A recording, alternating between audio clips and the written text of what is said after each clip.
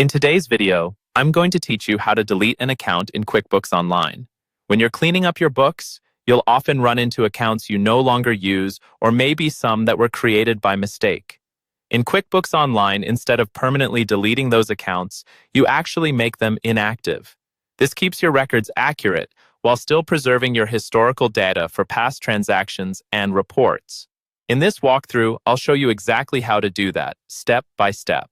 First, sign in to your QuickBooks Online account and look at the menu on the left side of the screen. From here, you'll want to go to the Accounting section. This is where QuickBooks stores your company's chart of accounts, which is basically the master list of all the accounts you use to track your finances. Go ahead and click on Accounting and then choose Chart of Accounts. Once the Chart of Accounts page opens, you'll see a table listing all of your accounts such as bank accounts, income accounts, expense accounts, and more. Take a moment to review this list and then locate the specific account that you want to remove.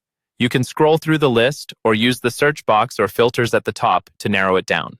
It's a good idea to double-check the account name and type so you're absolutely sure you're selecting the correct one.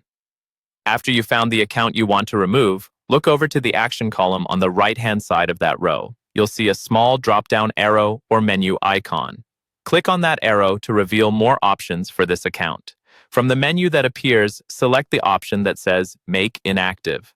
QuickBooks may show a confirmation message letting you know that making the account inactive will remove it from your active list, but it will not delete any historical transactions. This is important because it means your past reports and records will stay intact.